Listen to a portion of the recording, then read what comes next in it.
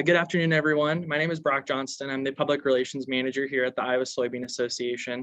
Thank you all for joining us today and appreciate your membership with ISA. The Iowa Soybean Association, of course, is driven to deliver those insights, tools, activities, and that information to improve the competitiveness and the profitability of Iowa's 40,000 soybean farmers. So today's webinar is on improving soil health, water quality, and profitability.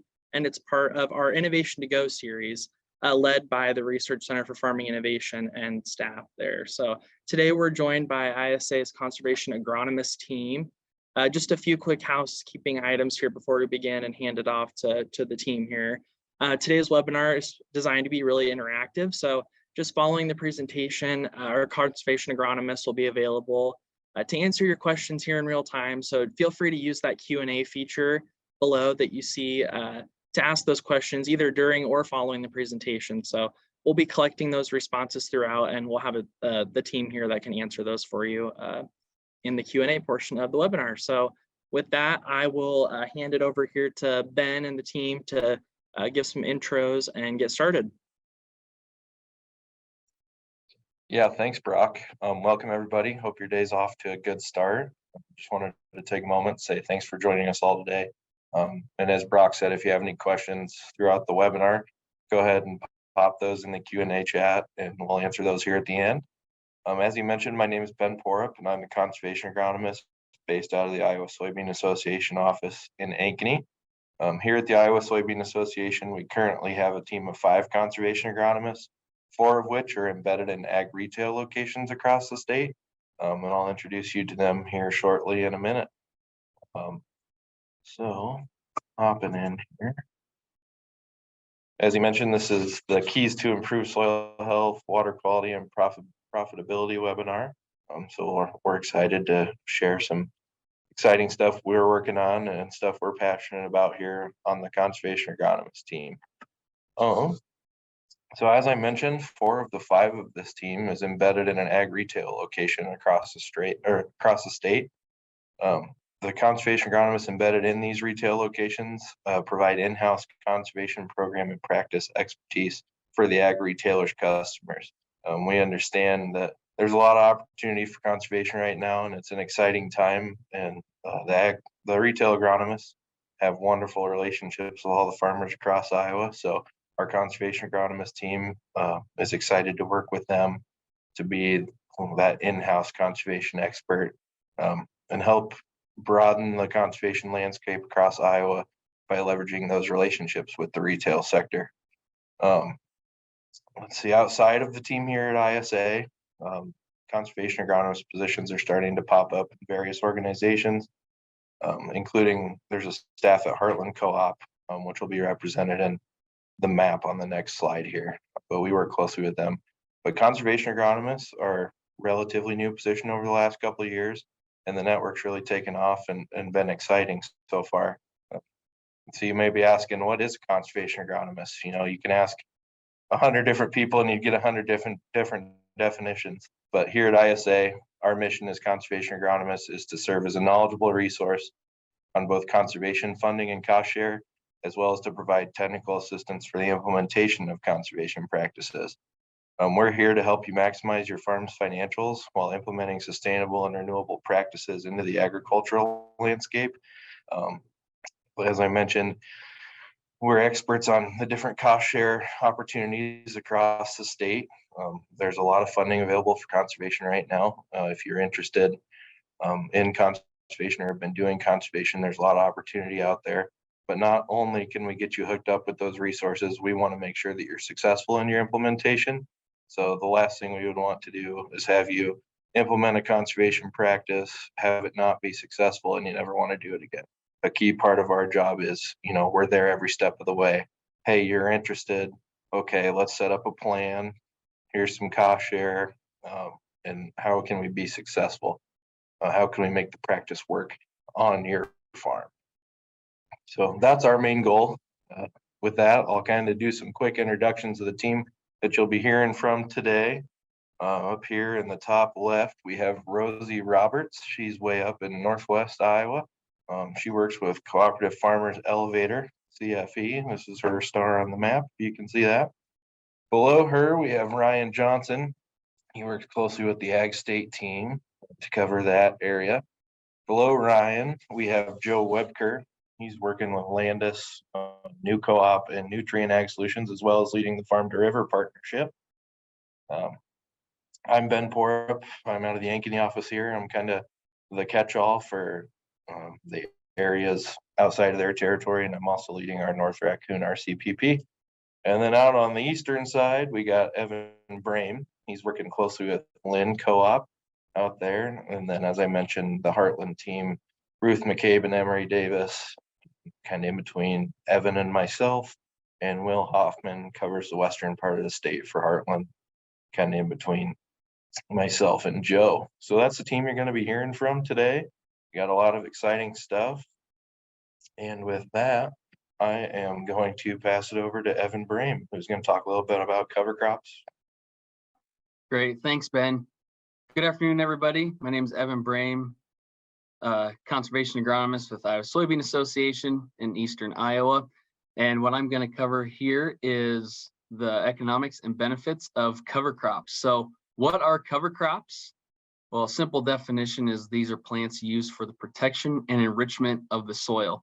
And, as of 2020, we've exceeded 2 million acres and we're not slowing down. And cover crops up until about this point, not a lot of interest or, maybe more of a hassle more than anything, but clearly we can tell that we are increasing our acres as far as cover crops go and increasing over 2 million acres across the state. So that says something about what people are seeing as far as the benefits of cover crops.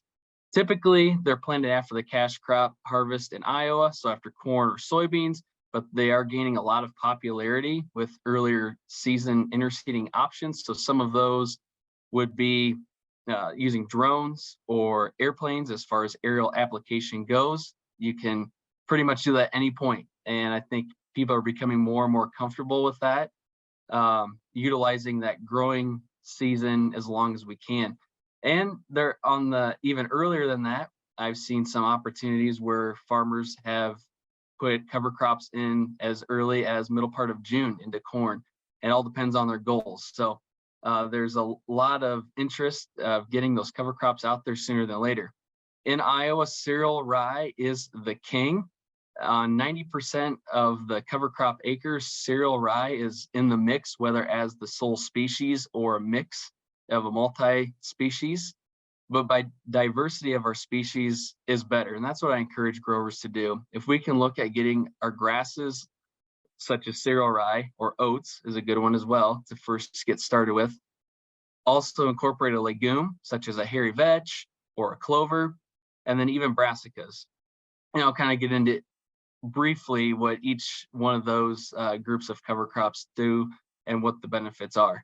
And termination is in the form of herbicide or mechanical. Timing also varies on the cash crop. So as far as termination goes, I have a few pictures on the next slide with that. But I think that as we get more and more comfortable with our cover crops, we're seeing our farmers and landowners allow those cover crops to grow longer. So in a nutshell, cover crops cover the soil that we depend on in agriculture. Here's some pictures that I have, and I have a whole phone full of these pictures. So here's just a few. I'll start on the left-hand side. This is strip tillage.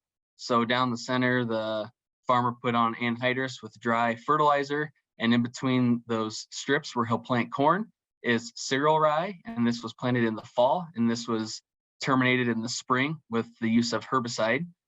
The next picture toward the middle there, concept that I am a fan of. I really like roller crimping.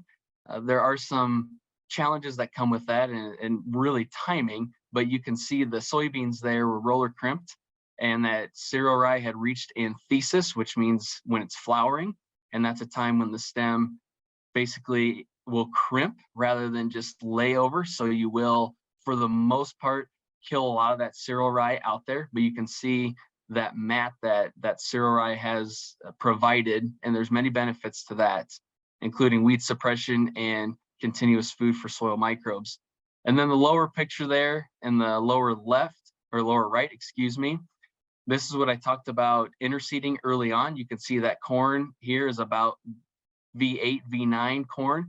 This cover crop was put in with a rotary hoe and air seeder and incorporated it really early in about that middle part of June, when the corn, maybe even earlier than that actually. This corn was V3, V4 corn, so probably early part of June.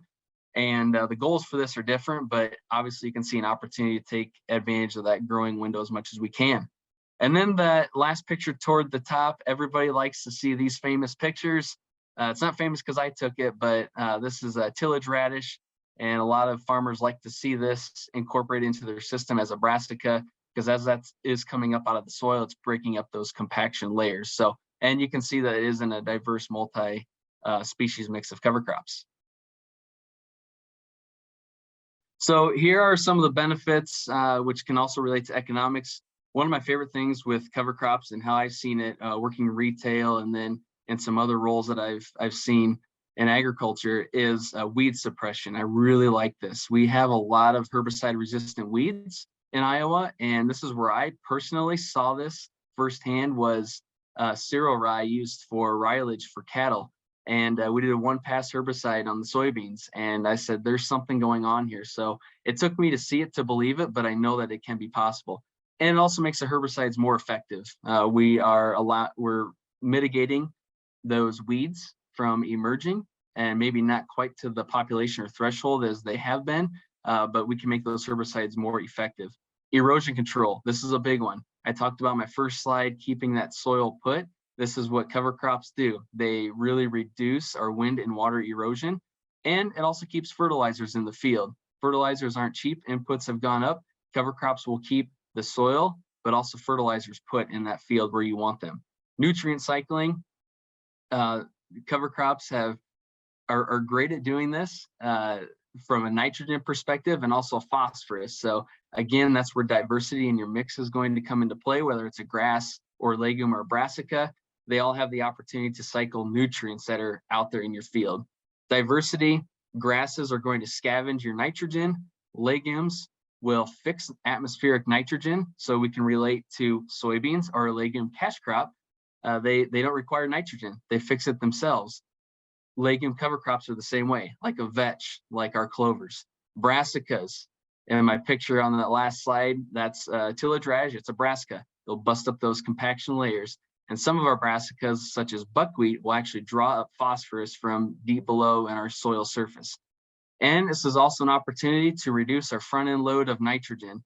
Legumes, as I stated before, can produce nitrogen for that subsequent corn crop. So a lot of advantages here with these cover crops, and the more diverse species we have, the more comfortable you become. This is really when we begin to see the economics and the benefits of our cover crops.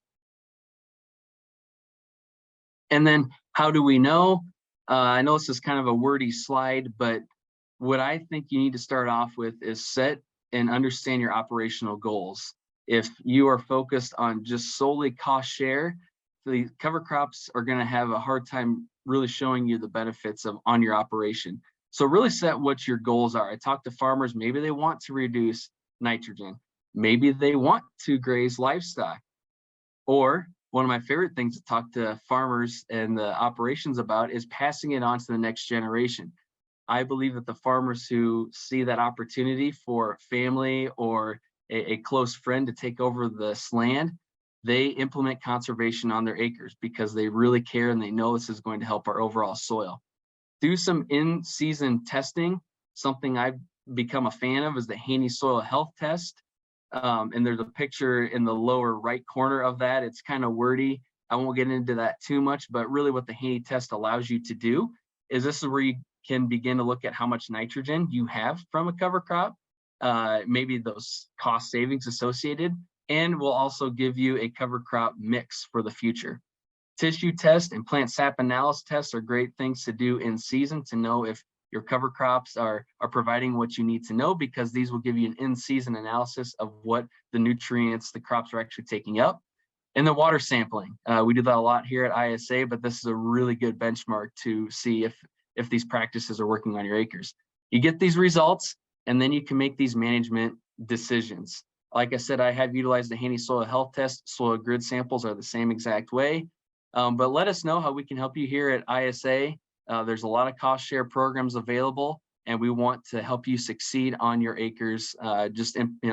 There's more slides here on more practices, but specifically cover crops, we want to help you. So we're here for you. And thank you, Ben.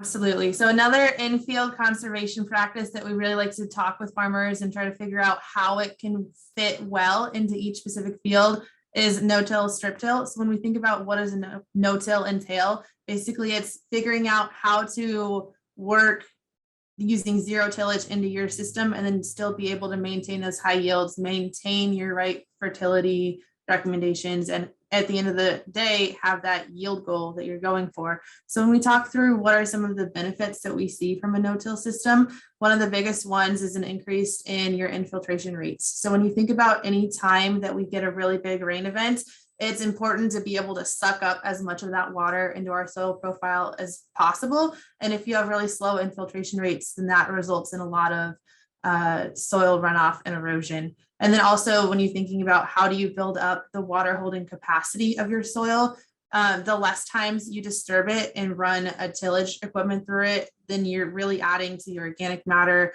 the soil microbes, and then actual thousands of gallons of water holding capacity. So that's upwards of an inch or more across an acre. You're also reducing your soil erosion. And up here in Northwest Iowa, we experienced a lot of soil erosion over the spring in the form of wind. But then this also, like I mentioned earlier, helps us to reduce our water erosion as well. So we're thinking about all of the soil-bound nutrients that we lose, the cost per acre that we lose every time soil leaves our field, and then also thinking about the longevity of our farms, right? As family farmers, we always want to pass that field down to our kids and our grandkids, and we want to ensure that the soil is there and that our grandkids can have the same opportunities to farm a productive soil. And then also managing that residue on the top and making sure that we're really feeding back those soil microbes so that they can cycle the nutrients, and just to make sure that we take that into account when creating our fertilizer recommendations.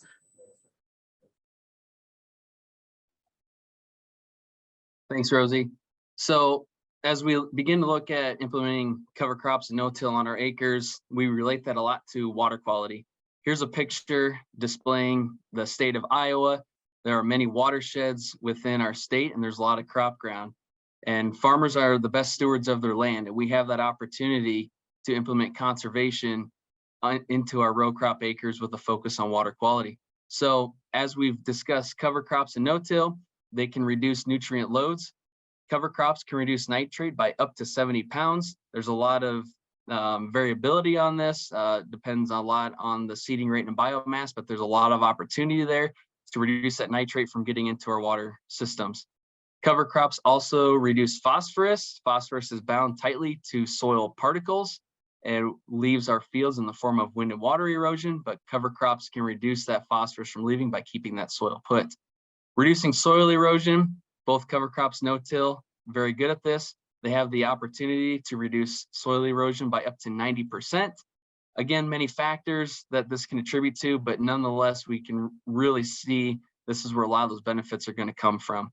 Keep that soil in the field and we reduce sediment, and it can also offset flooding.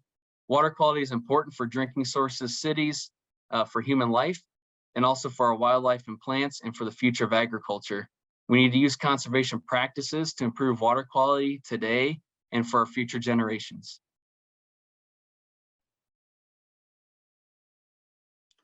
Thanks, Evan and Rosie. They touch base on some of the in-field practices, and I want to kind of highlight some of the edge-of-field practices for better soil and water quality, specifically saturated buffers and bioreactors. So here I've got a picture of a saturated buffer. Just kind of want to briefly explain it, and more importantly, tell where these practices can be implemented and what's the ideal space for them. So as you can see in this one, there's a tile line draining from the field, and it comes to a control structure. The water is then diverted through a parallel line. That parallel line is run through a buffer area of vegetated grasses. The water then interacts as it leaves that parallel line with organic materials and microbes to denitrify the water before it reaches the stream. So some of the places of where to put these saturated buffers, you do need an outlet or a stream or a ditch nearby. Ideally, you want to have it sloping away from your field, so you don't back up the water when you're adding these control structures. You don't want to create a wet spot in your field. Ideally, if you have a already existing buffer strip, otherwise you can put these in. 30-foot wide is the minimum requirement for NRCS standards. And then you also need about 300 foot of lateral length before it reaches a property line or some other obstruction that would prevent it from keeping going along the stream. You need soils that support the denitrification. So you got to have high organic matter soils. You can't have rocky or sandy soils to put these into. And we also want a stable stream bank. We know we don't want to create more problems of erosion by adding water and just eroding away a stream bank on those. So some of the benefits of a saturated buffer, they're minimal maintenance. They're less expensive than other edge of field practices, say like a bioreactor that we'll talk about next. And if you already have a buffer strip in place, they don't take any land out of production. Compare that to like the denitrifying bioreactor, which is what we'll talk about next. With these, you need to have an outlet into a stream or drainage ditch again. And as you can see here, there's a tile line running from the field. It comes to a control box as well. That control box then diverts it into a trench. That trench we lay down plastic and fill that with wood chips, and it's usually capped with a soil cap. The water that's flowing through these wood chip area will react with the bacteria and convert nitrate nitrogen into a nitrogen gas that seeps out and results in less nitrates entering the stream. So that's kind of how these bioreactors work. And the main thing I want to talk about is what considerations on where to put them. So you need 30 to 100 acres of drainage area. Anything over that and they get too big, the wood chip pit becomes bigger than what we can really work with. And so 30 to 100 acres of drainage area, usually a 6 to 10 inch tile drainage pipe entering into a stream or drainage ditch. You don't want, ideally you can place these in an area of the field that's not farmed, but they're only about 20 to 25 foot wide by 100 foot long. So even if you do have to take a little bit of crop production out, it's pretty minimal on the grand scheme of things. You don't want water ponding on top of these bioreactors, and you don't want that area to be eroded away. So adding a little CRP or some sort of vegetative cap over top of them helps to increase our diversity as well. These do need to place in areas that you're not constantly driving over them to maintain the integrity of the structure. Then you also want to think about where they're at in congruence with other edge of field practices. Say you have a wetland down a little bit ways downstream, you don't need to be stacking this right on top of it, treating the same water. So, and the other thing is we will do tests before and after just to see what kind of nitrate levels you have in your water. If you don't have a lot of, if it's pretty low on nitrates, it's not worth spending the money to put these into place. So that just kind of highlights some of the just the description of the saturated buffers and bioreactors. The reason I wanted to kind of touch base on these, we do have cost share potential available on these where you can get 75 up to 100% cost share depending on where you're at. So if you think you have a site that's could be a potential fit for one of these edge of field practices, please reach out to us. We'd love to work with you and do that initial assessment of trying to figure out where these can be placed. The other thing that we wanted to touch on, these things are for better soil and water quality, just like the edge of field practices. They do reduce the nitrates that are coming out of the water. And so as you can see here, the nitrogen load reduction of saturated buffers and bioreactors is 40 to 50% of that tile line nitrogen load.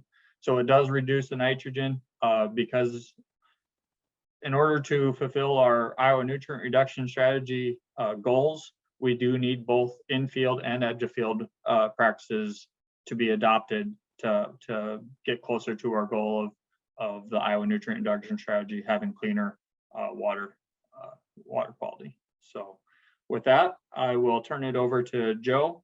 Like I said, please reach out to us if you think you have a potential for one of these sites. And Joe will talk more about the price of conservation. So typically after we've gone through this type of discussion on the different practices that we can do in field and out of field, edge of field practices, it always comes down to the important question of how much does something like this cost? That is a really important question, because at the end of the day, as growers and as producers in this great state of Iowa, our biggest goal is to provide for our families and our communities. So we do need to take into effect or think about what this could cost us and what we can do to kind of offset some of those costs. So the very first step, obviously, we were touching base on some cover crop stuff. Keep in mind, some of these numbers are kind of, up in the air. These could vary different, based on where you're at, availability, kind of a lot of things play into this, but these are some pretty generic figures to think about if you're really looking kind of low level to start on stuff. Seed, as it is by itself, really can fluctuate. Evan did a good job talking about different types of seed, what you're really going after and what your goals are can really make this number change pretty wildly. But on a beginning seeding, somewhere in the $15 per acre area is pretty common. Application rates, again, can vary wildly based on aerial application or ground applications. And really, we're finally getting to the place where we're pretty comfortable and fairly able to tackle this and get stuff on the ground. There are some other projects in the area that are working to help increase the availability of application methods as well. Termination costs, obviously, kind of a tough one to pin down, especially with the way that the chemistry market has played out in the last year or two. But could be very low, could go as high as $20 per acre when you're thinking about application if you're making a pass that you wouldn't normally be making. Some guys that are already in the no-till business, you're typically going to be running something for a burn down project or program anyways. So this would be a much smaller cost to take into effect. Potential cost reductions and added values, I think, is something that gets overlooked a lot here. Evan did a really good job earlier kind of touching base on these. Herbicide reduction, that's a great way to cut some cost. If these are planned out properly and managed properly, it's an easy way to take some money out of the equation. Feed opportunities as well, when we're talking about grazing or harvesting these so that we can feed the livestock in this area. Obviously, different portions of the state have a very high need for feed. So this gets you kind of an extra angle on where to use these. And nitrogen fixation, when we're using certain seeding varieties that can help us reduce our fertility load and needs, then we can always cut out a little bit of cost there as well. And one that gets a little overlooked, in the last couple of years, I would say, is the alternative markets of growing this seed and the availability or the possibility to grow this, harvest this seed, and then sell it to the people that are reapplying these in the fall. I would say personally, I probably get 5 or 6 calls every fall asking me, do you know anyone that's looking to harvest this stuff, or that we would be able to harvest and buy the seed? It's still a growing industry, so we're looking into more options on how to get more seed available for the people as we grow this 2 million to 3 million plus acres of cover crop seeding in the state.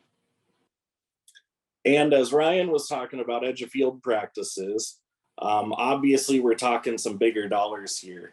Bioreactors, again, both of these can fluctuate pretty wildly, but bioreactors typically are going to cost somewhere in the $50,000 to $25,000 range. Luckily that's a one-time deal.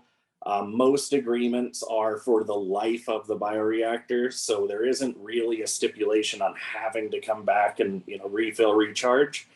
But we're also working on getting some cost share in place to help take care of that issue, because if we've already put the work into it and these are being effective, why not keep them online and working and doing what they're supposed to do? Saturated buffers, again, one time, $7,000 to $10,000 area. A lot of that depends mostly on how well you can get to the location and the size. Again, most of that, Ryan talked about the size and the scope of what most of those projects look like. They're pretty similar, so that that window could be narrowed up quite a bit. All in all, kind of influencers on price on this. Size is the biggest thing, especially with bioreactors. When you're talking a 20 by 60 pit or a 30 by 100 pit, there's a fairly big difference in the amount of wood chips, especially. And that tends to be a large amount of the cost associated with these practices. Again, location and access. Some of these aren't in the best spots. They're usually hard to get to. Narrow lanes along some wooded areas, might be CRP acres that were taken out of farming because they were tough to get to. So that sometimes can play in as well with cost. And then fluctuation material costs. Everyone knows, tile materials and the control structures, just some of that stuff changes with, the marketplace that we're in today. And added options, some of that gets a little more on the research side, but there are some of these practices that are automated systems, but you're talking pretty high level at that point, and can really change the price on these. But a good thing when we're looking at these projects is cost share opportunities. Pretty well anywhere across the state, you can find some type of cost share opportunities.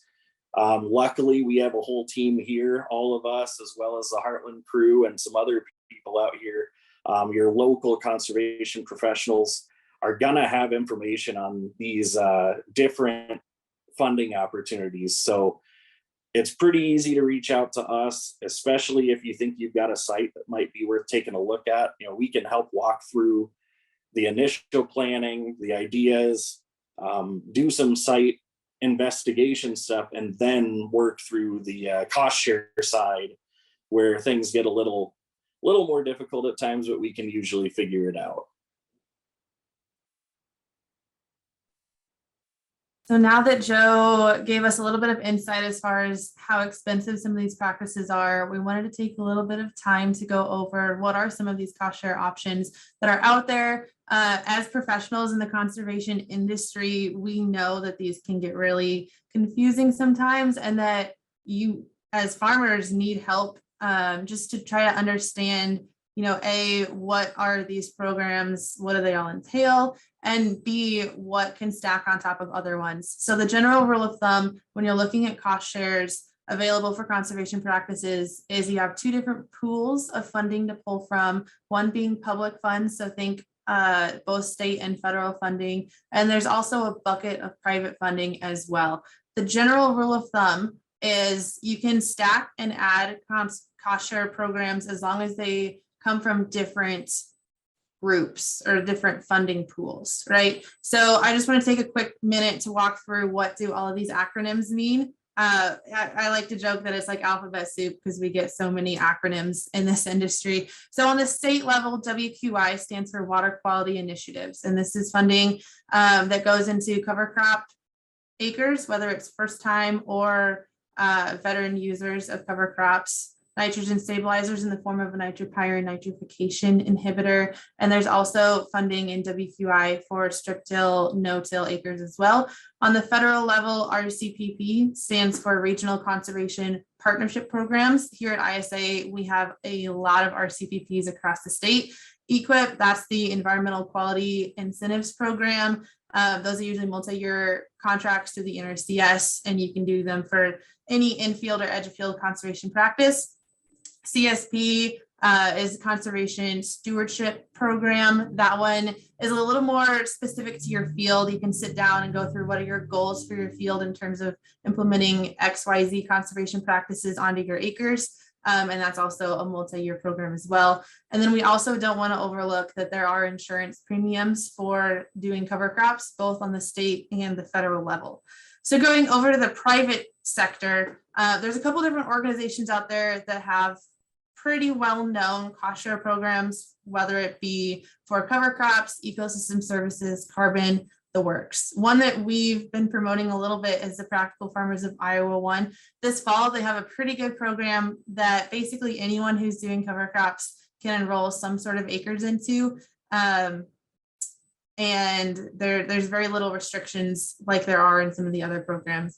And then we also want to touch on, we know it can be a hot topic sometimes, but the ecosystem service market. So think water quality, carbon, nitrous oxide reduction. There are a couple of private entities out there that will pay a decent per acre payment to farmers to implement certain practices, whether it's cover crops, reduced till, better nitrogen use efficiencies. SWOF stands for the Soil and Water Outcomes Fund. That one is actually based out of the Iowa Soybean Association office in Ankeny, and we have close ties to them.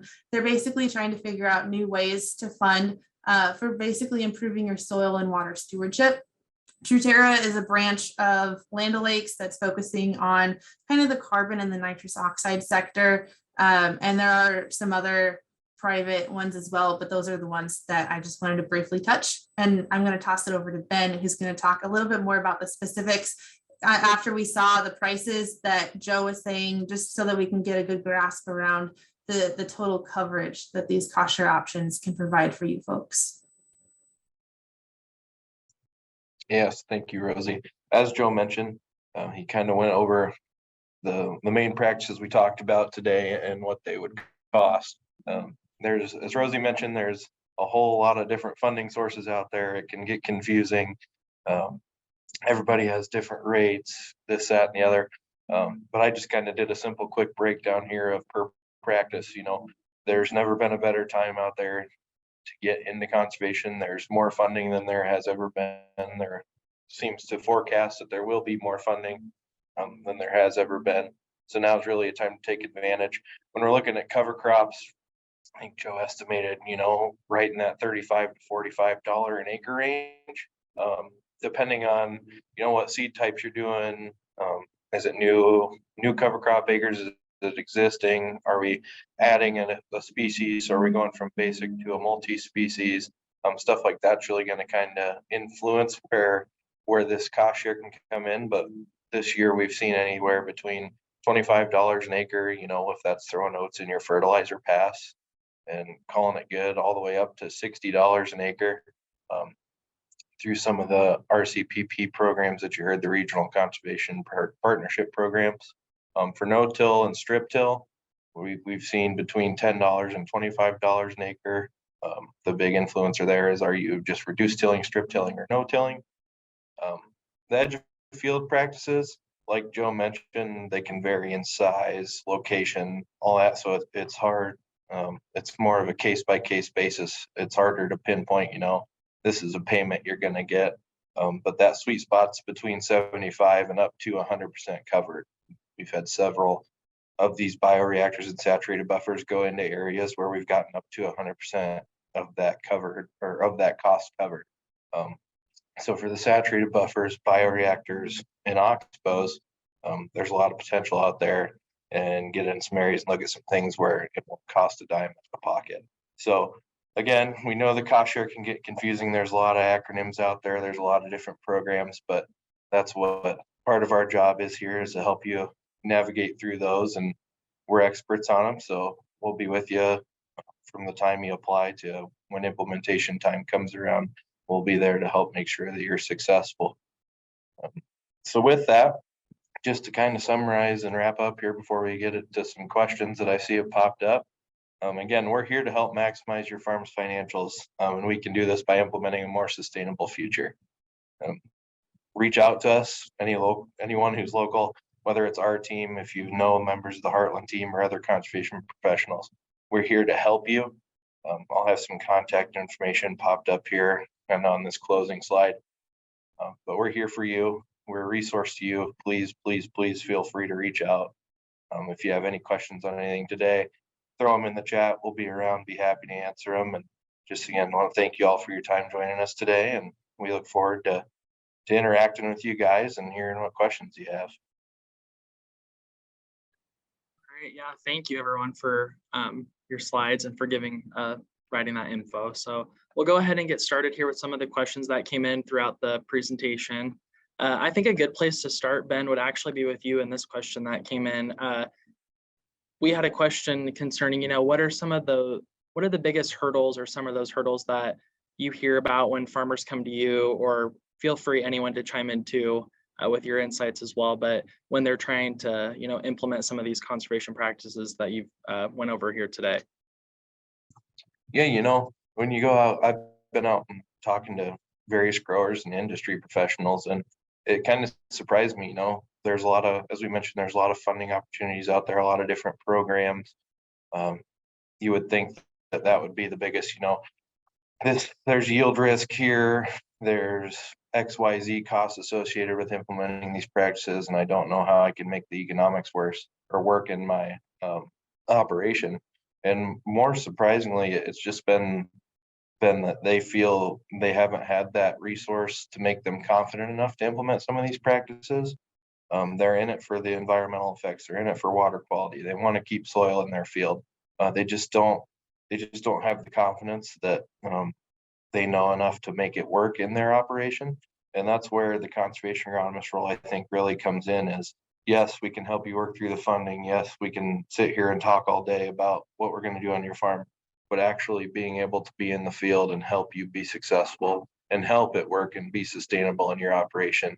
That's really connected with guys, and we've received some positive effects from it. So just getting out there and saying, hey, I'm here, making the growers aware that this team is here to help and make you successful. I think that's really stepped up the confidence, more so than just, having cost share opportunities and those programs out there.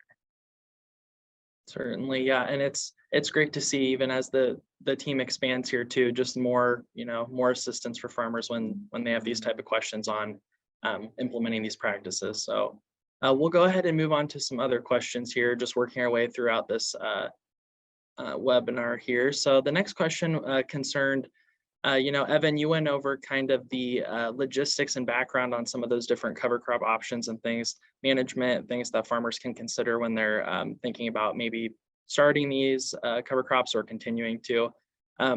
This question specifically kind of refers to the economics of cover crops. So they wanted to know, the specific question was, will cover crops reduce yields in a field? Yeah, that's a great question. A lot of it comes to management, and what I really encourage growers is to think about what your goals are on your operation. As far as reducing yield, there can be some management things with that. For example, if you don't manage your nitrogen program any differently, let's say you plant corn into a standing grass species like cereal rye, there can be some offsets there because you're talking about two grass species that both like nitrogen, rye and corn. There can be some potential for yield decreases in that situation, but again, it's coming back to management, and that's exactly why we're here, is to help you overcome that. But what I think, and utilizing the Haney test is also a really good one as well, because it will give you some benchmarks. And maybe some growers really take some of those answers, all the way to the end. Maybe what I try to tell guys is be a little bit conservative at first, and figure out what's going to work for you. Continue to use your fertilizer programs, your herbicide programs. Similar. You can maybe cut back in some situations. But what I've really seen guys do, and there's no secret why. I mean, we're over 2 million acres of cover crops. We increased that from like 600,000 in 2009. I mean, do the math. We have increased so much, and that's because growers are seeing the advantages of this, And it seems like once we get to about year 3 and 4 with our cover crop implementation, we begin to increase our soil organic matter, which will actually help increase our crop yield. So there can be some decreases in some situations, maybe year 1 and 2, but that's also a lot of management and not maybe understanding quite what exactly to do. But we're here to help you through that. And I would not let that scare anybody as far as crop yields go. Awesome, thank you. And then we'll move in to Rosie. I know you talked a little bit about no-till as a strategy here on our webinar. This question pertains to, any adjustments that they'll need to make to any sort of equipment if they want to start using no-till, or maybe what that looks like, if you could walk through what that looks like for a farmer. Yeah, absolutely. So I would say right off the bat, one common challenge that a lot of people might not account for if they don't have a little bit of help on the back end of transitioning to a no-till system is the seed placement, right? So when you're thinking about what does the planter have to do to make sure that corn and that soybean seed is in the right place, first thing you want to look at is your openers. You want to make sure that your openers are sharp and that they're actually able to cut through the residue on the top of the field, right? Because if they're dull, then they can get caught up and it can just turn into a mess really quick. So step 1 is making sure that our openers are sharp enough to cut the residue. Second being our downforce pressure. So something that we don't always take into account is the amount of pressure it takes to get through that extra residue that's on the top of the soil, to ensure that that seed gets the right placement in the trough or in the soil, and that we can get that good seed to soil contact. So yeah, those are the 2 things that I would look at initially. And then also it can be specific to what does your planter look like. And I would definitely recommend, if you are someone who's serious about trying out no-till for the first time this fall, to give one of us a call and we can come out and take a look at your machinery, take a look at your field, and actually put together a plan specific to you and your farming system. Awesome, thank you. And yeah, feel free to any of our webinar participants today, their contact info is on the screen here. And then we also have it available on our website at iasoybeans.com as well. So feel free to check any of that out as well if you want to get in touch with any of the conservation agronomists. So we'll go ahead and move on to another question that came in here. Ryan, I'll hand this one over to you because I know you went into a little bit about some of those edge of field practices and what that looks like as far as implementing on, on land here in Iowa. So this question specifically was curious about, am I able to have someone survey my fields, or what does that process look like for a farmer in terms of someone that wants to, implement one of these practices like a saturated buffer per se? Yeah, if you think you have a potential site, reach out to one of us. We can do that initial, the initial survey to kind of see, hey, is this a pretty good fit or not? And then we can turn over to the engineers to get kind of the final decisions as we work through that process. So best way is just, like I said, reach out to us and we'll help you from there. Awesome, thank you. And then this question kind of piggybacks on that last one that I had here, but this attendee here wanted to know, what kind of websites or other available resources or publications are available for them to learn more as far, these areas that they mentioned were, aerial applicators, seed sources, contractors, materials, things like that, that could help them, resource-wise. And that goes for anybody. To start off with, Practical Farmers of Iowa has a pretty good database that goes over anything cover crop applicator, so seed, retail, drone, hanging high boys. They have an app, I think it is, or I think you can also access it from their website that shows across the state of Iowa so that you can figure out where is a local one for me, because we understand that participants on this webinar are coming at us from all across the state. Your local NRCS office will have some lists of the contractors as well. It'd be another good spot to reach out to. Great. We will go ahead and move into the next question here as we're coming towards the end of our webinar time here. But this question came in from one of the attendees today. When does that nitrogen become available from cover crops? And if we have dry weather, what effect does that have on that? And I'll just open that up for discussion amongst any of the team here. Yeah, that's a good question. From a nitrogen perspective, when we look at legume cover crop species, especially, we want to get the most out of that, and we don't want that to be at the end of the season. The nice thing is with diversity of a mix, especially like if you're looking at cereal rye or winter wheat or triticale, those three grasses, mix them in with the legume cover crop like your clover or your vetch. And when you, especially going into corn, that's really when we want to utilize the nitrogen usage. So when we terminate that cover crop, like a grass species, for example, half of that nitrogen will be released into the soil for that subsequent cash crop. How fast that is and how much it is depends on when it was seeded, the rate, and the current biomass. So there are a lot of different scenarios there that can affect that, but definitely a legume cover crop in that mix is really going to release nitrogen very quickly to your subsequent cash crop. So what I would advise, there's a lot of resources out there, but really good things to do are taking biomass samples. Haney soil health test is a great one. And if you don't want to maybe do one as early as that, you could wait a little bit longer and take like a tissue sample or a plant sap analysis test. Those will tell you what your crop currently has. But yeah, there's a lot that goes into when the release is of that nitrogen, but be confident that it will happen. But I would definitely recommend an in-season protocol, such as any of those things that I just mentioned.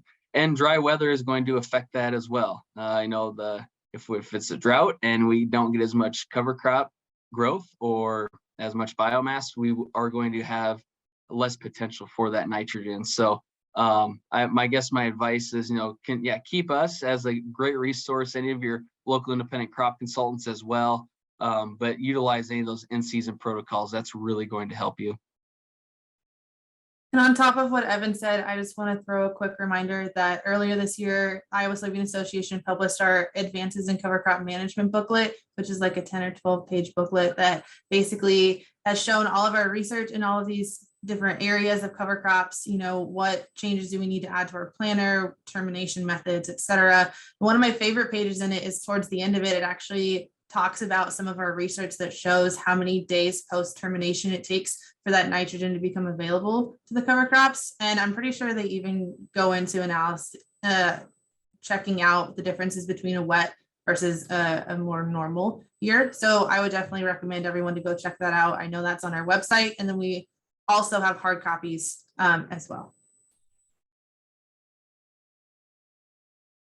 Rosie. Yeah, no, thank you both for that. And yes, thank you for the plug for the resource, because yes, so we do have that available on our website. So anyone that wants to check that out, yes, definitely.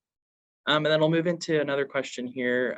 Joe, I'm going to pass this one over to you as this one came in. So, this attendee wondered, in light of the, high input costs, how are those high prices impacting, how farmers are implementing or managing, taking on these conservation practices?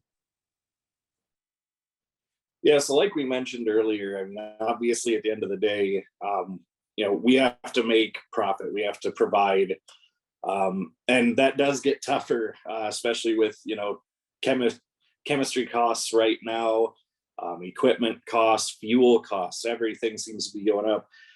So really it's kind of a combination of things. Obviously having a good plan and trying to stick to that plan, so we know when those costs are going to happen. We can plan for them and try to find a way to, either find another market, like using, these cover crops, potentially selling the seed, potentially selling or grazing or feeding off the, the biomass product.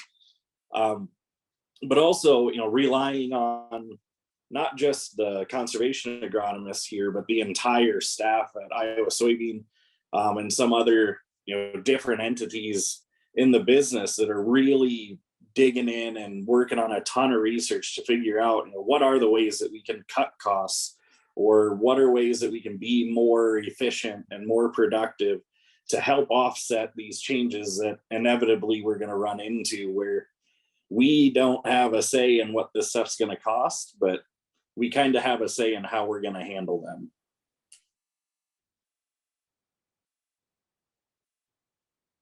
Awesome.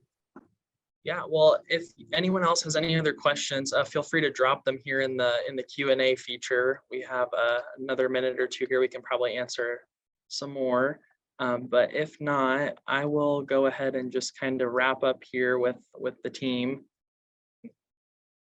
Let's see, I think we had, nope.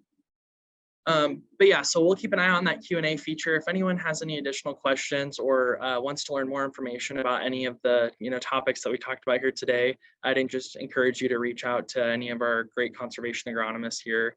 Their contacts linked on the screen, and also you can contact them or learn more and access any of those resources that were mentioned on our website, and that is at www.iasoybeans.com. So just a huge thank you today to our conservation agronomist team, Evan, Ben, Rosie, Ryan, Joe, thanks for joining us. And thank you all for logging on today to listen to these guys share their expertise with the group. So to our audience, we trust that you found today's webinar beneficial, as you continue to make those decisions for your operation this year. So on behalf of the Iowa Soybean Association, thank you for joining us today.